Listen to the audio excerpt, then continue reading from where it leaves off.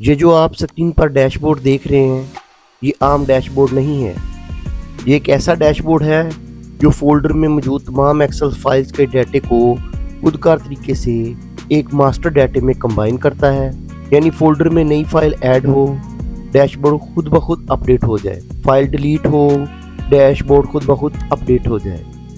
आज की इस वीडियो में मैं आपको स्टेप बाय स्टेप सिखाऊंगा कि ये पूरा सिस्टम सिर्फ 3 प्रैक्टिकल स्टेप्स में कैसे बनाया जाता है। अगर आप एक्सेल में वाकई ऑटोमेशन सीखना चाहते हैं तो ये वीडियो आपके लिए गेम चेंजर साबित होगी। मैं हूं मुबशर अली और आप देख रहे हैं एक्सेल लैब पीके।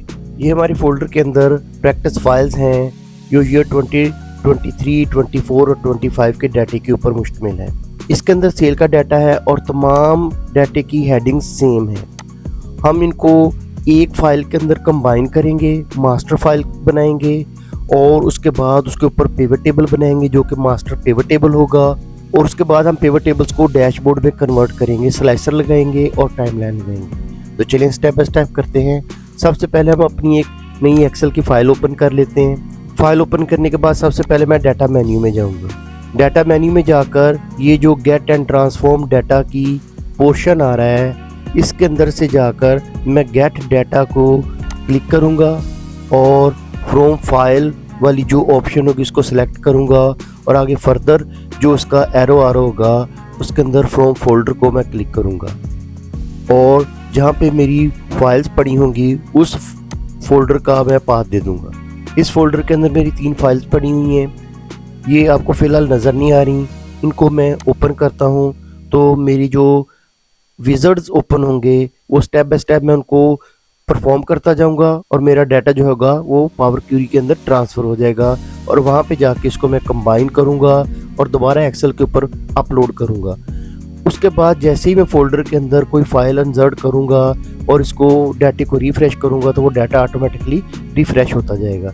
इसके ऊपर जो बटन आ रहे हैं कंबाइन का, लोड का, ट्रांसफॉर्म डाटा का, कंबाइन वाले जो बटन है उसको मैं अगर डाउन एरो को सिलेक्ट करता हूँ तो वहाँ पे कंबाइन एंड ट्रांसफॉर्म डाटा आएगा। इसको अगर मैं क्लिक करता हूँ तो मेरा डाटा पावर क्वेरी के अंदर चला जाएगा और वहाँ पे जाके मैं इसके ऊपर कुछ चेंजेस, क्लीनिंग वगैरह कर सकूँगा। अगर कंबाइन एंड लोड करता हूँ तो वो कंबाइन कर देगा और ऑटोमेटिकली उसको लोड कर देगा। उसके ऊपर मैं ना तो क्लीन कर सकूँगा डाटे को, ना उसके ऊपर कोई एक्शन परफॉर्म कर सकूँगा। अभी फिर मैं कंबाइन एंड ट्रांसफॉर्म डाटे को सिलेक्ट करता हूँ। इसके बाद जो विज़ार्ड ओपन होगा वो मुझसे फाइल का पैटर्न पूछेगा। मैं शीट 1 के पैटर्न को सिलेक्ट कर देता हूँ और इसको ओके कर देता हूँ। अब मेरा डाटा जो होगा वो पावर क्वेरी के अंदर प्रॉपरली ट्रांसफ़र हो जाएगा। वहाँ पे जाके मैं अपने डाटे के ऊपर जो है क्लीनिंग कर सकता हूँ, फॉर्मेटिंग कर सकता हूँ। जैसे डेट की फॉर्मेटिंग करनी हो, सबसे पहले तो मुझे ये जो सोर्स नेम है फाइल्स के मुझे नहीं चाहिए। ये डाटा सिलेक्ट है। सिलेक्ट करने का तरीका ये है कि आप हेडिंग्स के ऊपर क्लिक करें तो वो डाटा जो पूरा कॉलम है वो सिलेक्ट हो जाएगा। उसके बाद मैं राइट क्लिक करके इसको रिमूव कर दूंगा। अब मेरा डाटा जो है वो कंबाइन हो गया हुआ है। इसके अंदर 23, 24, 25 तीनों ईयर्स का डाटा जो है वो कंबाइन होकर आ गया है। ये देखिए 24 का डाटा भी आपको इधर शो हो रहा है। अब मैं इसको लोड करूँगा अपनी एक्सेल फाइल के ऊपर। एक्सेल फाइल के ऊपर लोड करने के लिए होम टैब के अंदर जाऊँगा और क्लोज एंड लोड की जो डाउन एरो होगा उसको क्लिक करूंगा और क्लोज एंड लोड इस बटन को मैं क्लिक कर दूंगा तो मेरी एक्सेल फाइल के ऊपर डाटा जो है वो कंबाइन होकर आ जाएगा। इसके बाद जैसे ही मैं फोल्डर के अंदर कोई नई फाइल इंसर्ट करूंगा तो ये डाटा रिफ्रेश करने के ऊपर ऑटोमेटिकली अपडेट हो जाएगा। मेरे पास एक फ़ाइल पड़ी हुई है और मैं उस फाइल को इस फोल्डर के अंदर पेस्ट करता हूँ। मैं यहाँ से इसको कॉपी कर लिया और अपनी जो मास्टर फाइल थी उसके अंदर जाके मैं इसको पेस्ट कर देता हूँ। अब ये 26 का डाटा भी इस फोल्डर के अंदर आ गया। अब ये जो मेरी फाइल है इसके अंदर 26 का डाटा भी ऐड हो गया है। राइट क्लिक करके देखें, ये तीनों ईयर्स के डाटे के साथ ये 26 का डाटा भी ऐड हो गया। अब इसको मैं ओके करता हूँ और इसके ऊपर मैं पिवट टेबल लगाऊंगा। ये हमारी मास्टर फाइल बन गई है, ये अपडेटेड है। जैसे जैसे मैं उसके अंदर फाइल्स इंसर्ट करता जाऊँगा या डाटा डिलीट करता जाऊँगा तो ये रिफ़्रेश होती जाएगी। रिफ़्रेश करने का एक और तरीका भी है कि राइट क्लिक करके इसको रिफ़्रेश कर लिया जाए तो डाटा ऑटोमेटिकली रिफ़्रेश हो जाएगा। वीडियो के इस पार्ट में हम इस डाटे के ऊपर मुख्तलिफ़ किस्म के पिवट टेबल इंसर्ट करेंगे और आखिर में हम उन पिवट टेबल से चार्ट्स बनाएंगे, कार्ड्स बनाएंगे, स्लाइसर्स बनाएंगे और उनको मूव करेंगे एक नई शीट के ऊपर ताकि हमारा एक डायनेमिक सा डैशबोर्ड बन सके। तो चलें हम पहले इसके पिवट टेबल बनाते हैं। पिवट टेबल्स के मैंने डिज़ाइन ऑलरेडी बनाए हुए हैं। इसके ऊपर 2 KPI कार्ड्स होंगे और 4 चार्ट्स होंगे।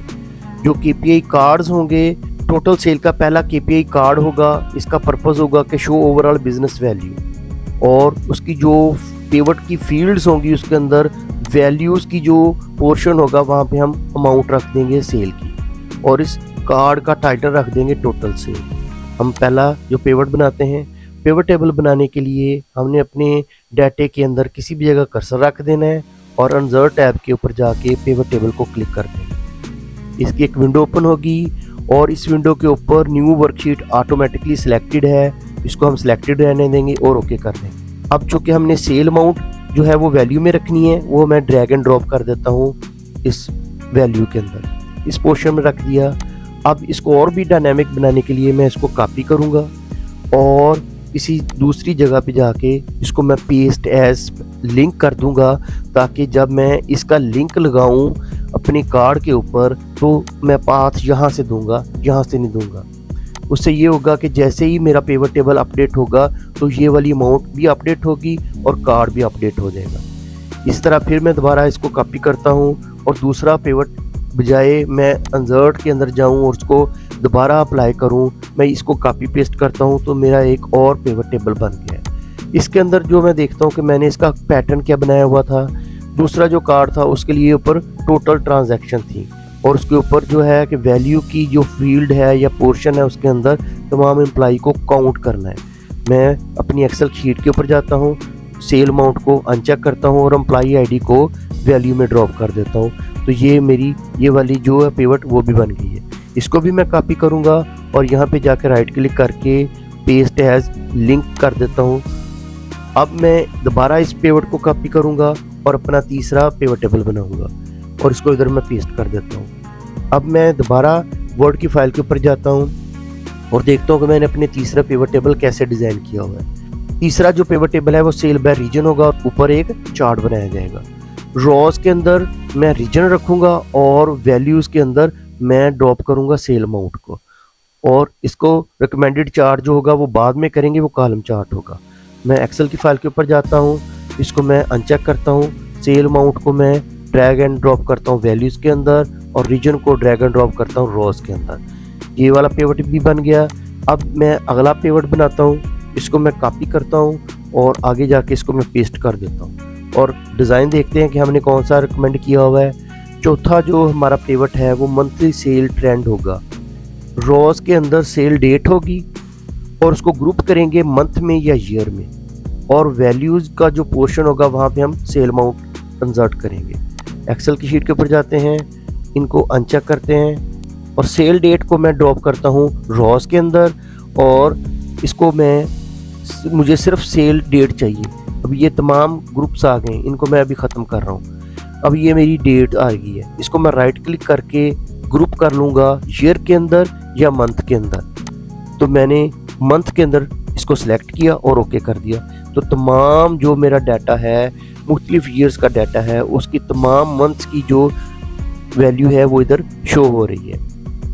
अब सेल अमाउंट जो होगी वो मैं वैल्यूज़ में ड्रॉप कर देता हूँ। अब ये मेरा मंथ वाइज सेल अमाउंट आ गई है। अब मैं दोबारा इसको कॉपी करूँगा और एक और पिवट बनाऊँगा, पेस्ट किया और देखते हैं कि मैंने इसके डिज़ाइन कौन सा बनाया हुआ है। सेल बाय आइटम, रॉज के अंदर आइटम होंगी और वैल्यूज़ के अंदर सम ऑफ सेल अमाउंट होगी। मैं अपने पिवट के ऊपर जाता हूँ और इनको अनचेक कर देता हूँ। आइटम्स को मैं ड्रैग एंड ड्रॉप करता हूँ रॉज के अंदर और सेल अमाउंट को ड्रॉप करता हूँ वैल्यूज़ के अंदर। अब आखिरी चार्ट देखते हैं मैंने कौन सा रिकमेंड किया हुआ है। आखिरी चार्ट जो है वो होगा कि टॉप 5 एम्प्लॉइज बाय सेल। रॉज के अंदर मैं नेम इंसर्ट करूँगा, वैल्यूज़ के अंदर सेल अमाउंट होगी और वैल्यू को फिल्टर करूँगा टॉप 5। पिवट के ऊपर जाते हैं और इसको कॉपी पेस्ट करते हैं। यहाँ पे मैंने पेस्ट कर दिया। ये तमाम जो थी वैल्यूज़ मैंने अनचेक कर दी और एम्प्लॉई जो नेम थे वो मैंने इधर ड्रॉप किए रॉज के अंदर और जो अमाउंट थी वो मैंने ड्रॉप की वैल्यूज़ के अंदर। और इसको राइट क्लिक करके मैं फ़िल्टर करूँगा और जो टॉप 10 वाली ऑप्शन होगी इसको सिलेक्ट करूँगा और यहाँ पे मैं इसको सिलेक्ट करके टॉप 5 कर दूँगा। तो टॉप 5 जो हाईएस्ट सेल जिन्होंने की थी उनके नाम इधर आ गए। अब मैं वन बाय वन इनके ऊपर चार्ट्स इंसर्ट करूँगा और उन चार्ट्स को मूव करूँगा। डैशबोर्ड की एक नई शीट बनाऊँगा उसके ऊपर। सबसे पहले मैं अपनी इस शीट का नाम पिवट रख देता हूँ और एक नई शीट इंसर्ट करता हूँ, उसका नाम मैं डैशबोर्ड रख देता हूँ। जो पिवट्स मैंने बनाए हैं इनके ऊपर वन बाय वन मैंने चार्ट्स बना लिए। पहला मैं पिवट सेलेक्ट करूँगा, उसके ऊपर जो मैंने रिकमेंड किया हुआ था चार्ट वो कौन सा था, कॉलम चार्ट। तो मैं अपनी एक्सेल शीट के ऊपर जाऊँगा, पिवट में जाऊँगा और इंसर्ट टैब के अंदर जाकर मैं इधर चार्ट्स को सिलेक्ट करूँगा और कॉलम चार्ट को सिलेक्ट कर लूँगा। मेरा पहला चार्ट जो है वो बन के आ गया। अब दूसरे चार्ट को मैं सिलेक्ट करूँगा और इंसर्ट टैब के अंदर जाऊँगा और देखते हैं इसके ऊपर मैंने कौन सा रिकमेंड किया हुआ था चार्ट, ये लाइन चार्ट है। दोबारा एक्सेल में जाएंगे, इंसर्ट टैब में गए और लाइन चार्ट को मैंने इधर सेलेक्ट कर दिया। इसको भी इधर नीचे थोड़ा सा मूव कर देते हैं। उसके बाद मेरा ये आइटम वाइज डाटा था, इसके ऊपर हम देखते हैं कि हमने कौन सा चार्ट रिकमेंड किया हुआ था। इसके ऊपर बार या डोनट चार्ट है, तो मैं बार चार्ट बनाता हूँ। एक्सेल में जाते हैं और इंसर्ट टैब के अंदर जाकर इसका बार चार्ट बना देते हैं, लेकिन ये वाला बार चार्ट ले लेते हैं। उसके बाद हम आखिरी जो हमारा पिवट है उसका देखते हैं कि हमने कौन सा रिकमेंड किया हुआ है, उसके ऊपर भी बार चार्ट है। हमने इसको इंसर्ट टैब के अंदर गए और कोई सा भी बार चार्ट ले लिया। अब हम इन तमाम जो ग्राफ्स हैं इनको मूव करेंगे डैशबोर्ड के ऊपर, लेकिन डैशबोर्ड के ऊपर इससे पहले मैं एक शेप इंसर्ट करूँगा। शेप मैं कोई सी भी ले लेता हूँ, ये वाली शेप ले लेता हूँ और इसको इधर जाके मैं ड्रा कर लेता हूँ। इसका कलर मैं लाइट ग्रीन कर लेता हूँ। शेप फिल में जाके मैं लाइट ग्रीन कर लिया, शेप इंसर्ट कर लिया है। इसके ऊपर हम अपने जो चार्ट्स बनाए हुए हैं इनको मूव करके इधर लेके आएंगे डैशबोर्ड के ऊपर और उनको इस तरह अलाइन करेंगे कि उसके ऊपर थोड़ा सा पोर्शन छोड़ देंगे स्लाइसर्स के लिए, हेडिंग के लिए, और इसको खूबसूरत बनाएंगे। तो हम अपने चार्ट्स को, तमाम चार्ट्स को मैं इधर पेस्ट करता हूँ। मैं ज़रा क्विकली करता हूँ और उधर पेस्ट कर, मैंने इसके ऊपर जो चार्ट्स हैं वो अलाइन कर दिए हैं। अब इसके ऊपर मैं कार्ड्स बनाऊंगा। कार्ड बनाने के लिए मैं इंसर्ट शेप के अंदर जाऊंगा और कोई सी भी शेप जो है वो यहाँ से ड्रा कर लूँ और इसके ऊपर एक मैं और शेप इंसर्ट करूँगा ताकि उसके ऊपर जो है वो वैल्यू पुट कर सकूँ। एक मैंने और शेप इधर इंसर्ट कर दी। इसका मैं कलर थोड़ा सा चेंज कर देता हूँ, इसका मैं डार्क ग्रीन कर देता हूँ और इसका लाइट ग्रीन कर देता हूँ। अब इसको थोड़ा सा मैं मूव करता हूँ। इस शेप को मैं दोबारा कॉपी पेस्ट करूँगा ताकि दूसरा कार्ड भी बन सके। इसकी मैं एडजस्टमेंट कर लेता हूँ और जो शेप है इसको सेलेक्ट करूँगा और जो फार्मूला बार होगी वहाँ पे जाके क्लिक करूँगा और इक्वल का साइन प्रेस करके जो पिवट के ऊपर हमने पहला जो कार्ड की वैल्यू रखी थी उसका मैं रेफरेंस दे देता हूँ और ओके कर देता हूँ। तो ये देखें उसकी वैल्यू इधर शो हो रही है। इसको मैं एडजस्ट कर लेता हूँ। अब दूसरी शेप को मैं सिलेक्ट करूँगा, फार्मूला बार में क्लिक करूँगा, इक्वल का साइन प्रेस करूँगा और पिवट टेबल की जो काउंट बाय एम्प्लॉय था उसको सिलेक्ट करके ओके कर दूँगा। इसको भी मैं थोड़ा सा अलाइन कर देता हूँ। अब इसकी जो शेप की जो नाम थे वो हम इधर से देखते हैं कि हमने कौन से रखे हुए थे। पहला जो था वो टोटल सेल का था, उसको मैं कॉपी कर लेता हूँ और पहली शेप के ऊपर जाके राइट क्लिक करता हूँ, एडिट टेक्स्ट करता हूँ और इसको मैं इधर पेस्ट कर देता हूँ और इसको मैं थोड़ा सा फॉन्ट बढ़ा देता हूँ और उसको कलर जो है वो मैं ब्लैक कर देता हूँ। इस शेप को थोड़ा सा मैं एडजस्ट कर लेता हूँ। इसको मैंने बोल्ड कर दिया। अब मैंने इस शेप को सिलेक्ट किया, फॉर्मेट पेंटर को सिलेक्ट किया और इस शेप के ऊपर मैंने इसको क्लिक कर दिया। अब जब मैं इसके ऊपर दूसरा जो हेडिंग है वो पेस्ट करूँगा तो वो उसी फॉर्मेट में आएगी। इसका जो नेम था वो टोटल ट्रांजैक्शन था, इसको मैं कॉपी किया और एक्सेल के ऊपर जाके राइट क्लिक किया और एडिट टेक्स्ट में जाके इसको मैंने पेस्ट कर, इसको मैं सिलेक्ट करता हूँ, फॉर्मेट पेंटर में जाता हूँ और इसको जाके मैं इधर पेस्ट कर देता हूँ। तो उसका जो फॉर्मेट था वो सेम टू सेम आ गया। अब हमने इसके ऊपर स्लाइसर इंसर्ट करने हैं। स्लाइसर इंसर्ट करने के लिए मैं अपने पिवट टेबल के ऊपर जाऊँगा, किसी भी पिवट के अंदर सेल रखूँगा और इंसर्ट टैब प्रेस कर दूँगा। अब इधर ये स्लाइसर की एक ऑप्शन आ रही है, इसको मैं सिलेक्ट करूँगा। मुझे आइटम वाइज और रीजन वाइज दो जो स्लाइसर चाहिए वो मैंने ले लिए। उसके बाद मैं डेट वाले पिवट के अंदर क्लिक करूँगा और इंसर्ट टैब के अंदर जाकर टाइमलाइन को सिलेक्ट करके इसको चेक कर दूंगा। तो ये मेरा तीसरा स्लाइसर भी आ गया। तमाम जो स्लाइसर हैं उनको सिलेक्ट कर लूँगा, कट करके उधर जाके मैं पेस्ट कर दूँगा।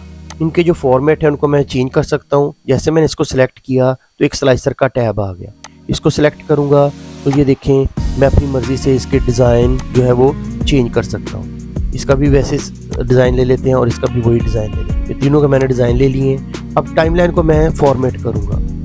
मंथ वाली जो डाउन एरो होगा उसको सिलेक्ट करूँगा, मंथ की बजाय मैं ईयर को सिलेक्ट कर लूँगा। अब देखेंगे इसके ऊपर सिर्फ ईयर्स आ रहे हैं। इसका जो स्क्रॉल बार होगा उसको भी मैं अनचेक कर दूँगा। इस टाइमलाइन को मैं इधर रख देता हूँ। इस जो रीजन वाइज था डाटा, इसको मैंने सिलेक्ट किया और स्लाइसर के ऊपर जाके इसको मैं 4 कॉलम में कन्वर्ट कर दिया और इसकी जो फॉर्मेटिंग थी वर्टिकल से हॉरिजॉन्टल कर दी और इसको इधर जाके मैं पेस्ट कर देता हूँ और इसको एडजस्ट कर लेता हूँ। अब देखिए अगर कोई मैं आइटम सेलेक्ट करता हूँ तो सिर्फ एक बार जो है वो मूव हो रहा है। जो स्लाइसर है किसी भी स्लाइसर के ऊपर जाके राइट क्लिक करूँगा, रिपोर्ट कनेक्शन के ऊपर जाऊँगा और रिपोर्ट कनेक्शन की जो विंडो आएगी उसके ऊपर तमाम पिवट्स के आगे जो बॉक्सेस अनचेक हैं उनको चेक कर दूंगा और ओके कर दूंगा। अब जैसे मैं किसी भी आइटम को सिलेक्ट करूंगा तो तमाम के तमाम जो चार्ट्स हैं वो चेंज होंगे, मूव होंगे।